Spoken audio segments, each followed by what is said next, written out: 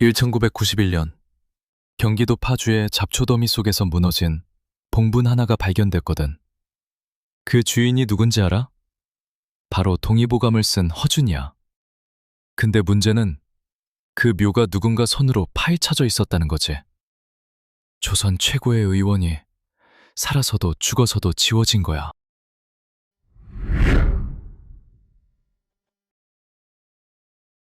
자, 1546년으로 거슬러 올라가 보자. 조선 중기 경상도 양천 허씨 집안에서 사내 아이 하나가 태어났거든. 이름은 허준. 근데 이 아이의 출생에는 처음부터 그림자가 드리워져 있었어. 아버지 허로는 무관 출신으로 꽤 이름 있는 집안이었는데 문제는 허준의 어머니가 첩이었다는 거야. 조선시대에 첩의 자식으로 태어난다는 게 무슨 의미인지 알아? 그게 바로 서얼이라는 신분인데 그냥 단순히 출세가 좀 어렵다는 수준이 아니었거든. 과거 시험도 제대로 못 봐. 관직에도 오를 수 없어. 심지어 아버지 제사에도 정식으로 참여 못하는 경우가 있었어. 사람이 사람 대접을 못 받는 거야. 근데 이 허준이라는 인물 그냥 그 굴레에 주저앉지 않았거든. 어릴 때부터 의학에 남다른 재능을 보였고 당시 서얼이나 중인이 진출할 수 있는 몇 안 되는 통로 중 하나였던 의관의 길을 걷기 시작해. 근데 여기서 아이러니가 하나 있어. 의관이라는 직업, 그게 사람 살리는 고귀한 일이잖아. 근데 조선 사대부들은 의관을 어떻게 봤냐면 기술직 천인이라고 불렀거든. 의술은 필요하지만 의원은 천하다. 이 이중성이 허준의 평생을 따라다니게 되는 거야. 한 사람의 가능성이 태어날 때부터 신분이라는 이름으로 잘려나가던 시대. 허준은 그 한가운데서 자기 길을 찾아야 했어.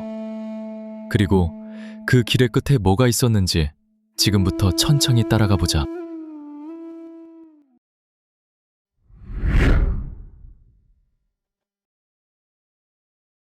1571년 허준은 문신 유이춘의 추천을 받아 내의원에 입직하거든. 유이춘이 자기 일기 미암일기에 이렇게 썼어. 이 사람의 의술은 신묘하다. 단 한 줄이야. 근데 이 한 줄이 오늘날 허준의 존재를 역사적으로 증명하는 가장 중요한 기록이 됐거든. 그리고 1590년 결정적인 사건이 터져. 선조의 왕자, 나중에 광해군이 되는 이 아이가 드창, 그러니까 천연두에 걸린 거야. 지금이야 백신이 있으니까 별거 아닌 것 같지만 조선시대 천연두는 그냥 사형선고나 마찬가지였거든. 왕자가 사경을 헤매고 있는데 허준이 나선 거야. 그리고 기적처럼 살려낸 거지. 이 한 번의 성과로 허준은 선조의 절대적인 신임을 얻어. 선조가 허준을 얼마나 신뢰했냐면 당시 어의자리에 사대부 출신 일관들도 있었는데 중요한 진료는 죄다 허준한테 맡긴 거야. 중인 출신이 왕의 주치의 역할을 하게 된 거거든. 근데 여기서 문제가 생겨. 사대부 관료들 사이에서 수군거림이 시작된 거야. 중인 주제에 왕자를 치료하다니. 의원 나부레니가 임금의 총애를 독차지한다. 이런 말들이 조정 안에서 돌기 시작한 거야.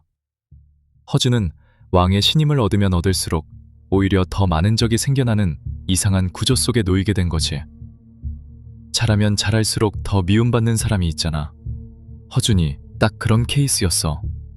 그리고 이 보이지 않는 질신은 나중에 정말 끔찍한 방식으로 터져나오게 돼.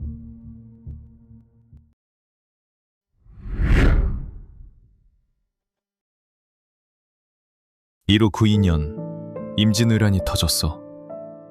왜군이 한양을 향해 밀려오자 조정은 패닉 상태가 됐거든. 근데 이때 재밌는 게 선조가 피란을 결정했을 때 수많은 신하들이 핑계를 대며 슬금슬금 빠졌어. 목숨이 무서운 거지 뭐. 근데 허준은 끝까지 선조 곁에 붙어서 의주까지 피란길을 동행했거든. 의관으로서의 의무이기도 했지만 사람으로서의 충성이기도 했어. 전쟁 중에도 허준은 붓을 놓지 않았어. 백성들이 약도 없이 전염병으로 죽어나가니까 일반 백성도 쉽게 읽을 수 있는 언해도 청지표 같은 의서를 편찬한 거야. 한자를 모르는 사람도 읽을 수 있게 한글로 풀어 쓴 의약서야. 전쟁통에 임금 곁에서 그 와중에 백성 살릴 책을 쓴 거거든. 그리고 1608년 선조가 갑자기 승하해. 바로 그 순간 사헌부와 사관원이 들고 일어난 거야. 어이 허준이 치료에 실패했다. 임금의 죽음에 책임이 있다. 탄핵이야. 생각해봐. 사람이 늙어서 죽으면 그게 의원 잘못이야? 근데 그 논리로 밀어붙인 거야. 야사에는 이런 말이 전해져. 조정 대신들이 진짜 원했던 건 허준의 처벌이 아니라 제거였다는 거야. 평생 중인 출신 의원이 왕의 곁에서 너무 오래, 너무 많은 신임을 받았던 거지. 그걸 끊어낼 기회를 기다리고 있었던 거야. 그리고 선조의 죽음이 그 기회가 된 거거든. 60 넘은 노인이 임금을 죽인 죄인이라는 낙인을 달고 의주 유배길에 올랐어. 그 길이 얼마나 쓸쓸했을지.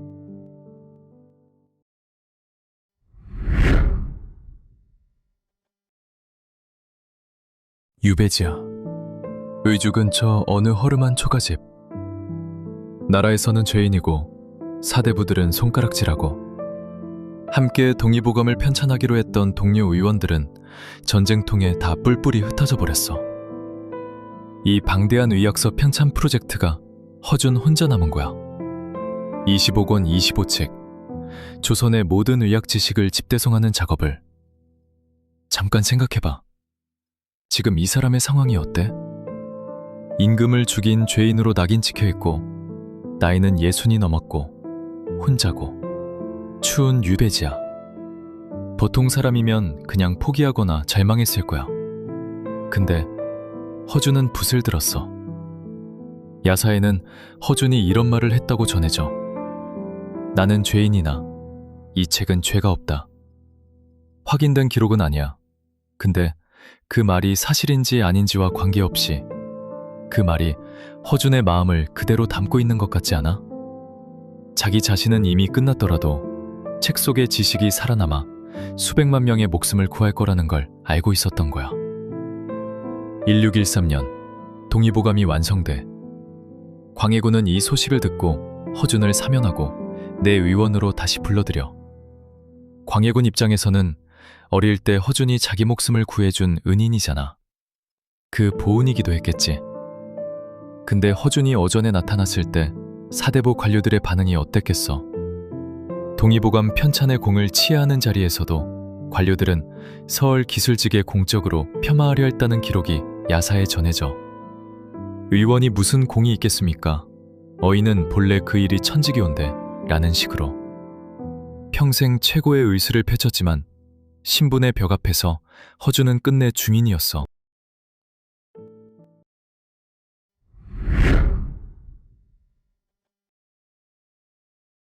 1615년 허준이 세상을 떠났어. 사인이 뭔지, 마지막 순간이 어떠했는지 기록이 없어. 그냥 조용히 사라진 거야. 묘는 경기도 장단, 지금의 파주 진동면 하포리 일대에 만들어졌어. 근데 여기서부터 진짜 이야기가 시작되거든. 이 묘, 제대로 된 비석이 없었어. 사대부 명문가라면 당연히 세웠을 신도비도 묘갈명도 없었던 거야. 중인 가문이라는 한계 때문에 국가 차원의 공식 묘역 지정도 없었고, 후손들이 관리는 했지만 조선 후기를 거치고 일제강점기를 지나고 한국전쟁까지 겪으면서 묘의 위치 자체가 사람들 기억에서 사라져버린 거야. 동의보감은 살아남았는데 그걸 만든 사람은 땅속에서도 지워진 거거든. 1991년 허준의 후손들과 지역 향토사학자들이 파주 진동면 일대를 뒤지다가 허준의 묘로 추정되는 봉분을 찾아낸 거야. 근데 그 상태가 충격이었어. 봉분 일부가 무너져 있고 묘 앞 상석이 파손되어 있고 주변에는 누군가 파헤친 것처럼 보이는 구덩이 자국이 있었던 거야. 도굴꾼의 소행인가? 오랜 세월의 자연 훼손인가? 아니면 더 섬뜩한 가능성이 있었거든. 일부 향토사학자들이 이런 주장을 했어. 일제강점기에 의도적으로 파헤쳐졌을 수 있다고. 왜냐고?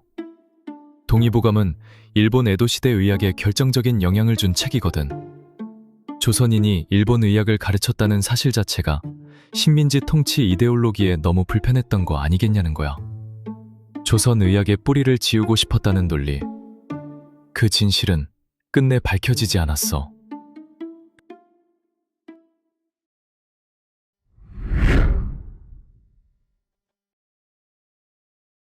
1999년 MBC 드라마 허준이 방영을 시작했어. 시청률이 어땠냐고? 최고 60%를 넘었어. 전국 사람들이 TV 앞에 앉아서 허준의 이야기에 울고 웃었거든.